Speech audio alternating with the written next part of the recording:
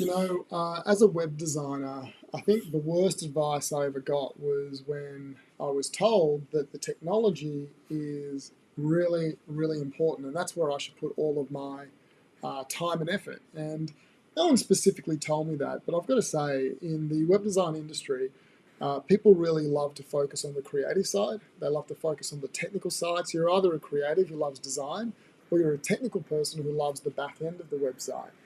And when I came into the industry, I had a lot of peers that were either creative or either technical. There were very few people who actually told me to focus on the important part of web design, which I think is the most important part. And so I think it's focusing on sales and marketing. I think it's focusing on how to run your business. I think there are so many people out there who think that if they just get the technical side right, if they're just able to create a website that technically is brilliant, that has feature after feature, their clients are just going to fall all over them and just say, I'm going to go with it. I want to go with you. I want to pay you whatever you like because that feature set is what I want.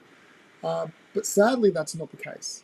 The reality is when you just compete on features, price becomes the only real differentiator. Because anyone can build features nowadays, especially with WordPress or Wix or Squarespace. These features are pre-built. It's really what is the additional value you're providing. And then if you're a designer and you come from that creative side, you would think to yourself, well, design is so important. It's the face of your website. Everybody knows that. Everybody knows that it's your face like a bricks and mortar building. It's what the first impression people see. And yeah, that's right. But the reality is that's not what makes sales. It's not what grows businesses. It's part of the picture. So the back end is very important. It's part of the picture. The creative side is very important as part of the picture. But do you know what I've seen? I have seen people be very successful in web design and really any consulting business by not having the best solution, but being able to articulate the solution the client's looking for in a better way than someone who's technically more brilliant. Does that make sense? And I've seen so many people who technically or creatively aren't that good, but they get the project. And why? It's definitely not because of their skill set. It's definitely because they have a connection with the client and they kind of figured out what the client wants and what the client needs, and then they figure out how are they going to get the client there? How are they going to get the client to understand that their solution is going to help them get the goals that they have for their business? And so I want to encourage you that, the advice I got from my peers, maybe not with someone actually saying it, but definitely by what they focus on.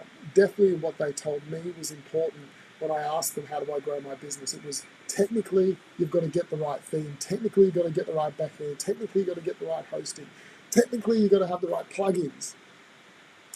But they didn't say to me, Marlon, what you're going to do is figure out how to generate leads. Get as many leads as you can, and then figure out that gap between how do you get a lead to actually book an appointment with you. And then when they're on the appointment, how do you actually get them to convert into a client? And that is what's important. And so, I guess the worst advice I've ever got in the industry is focus on the back end, the tech, focus on the creative. The best advice I ever got was focus on the business. Run it like a business. Because most businesses, if you can run them where sales and marketing are strong, you can grow that business. In the back end, I always say with my students, what we figure out first is how do you get your first sale and convert that person? How do you get your first block of leads and convert them into a sale? If you can do that, then we figure out the back end later. So let's get some clients, and once we get the clients, let's figure out how to deliver the website later.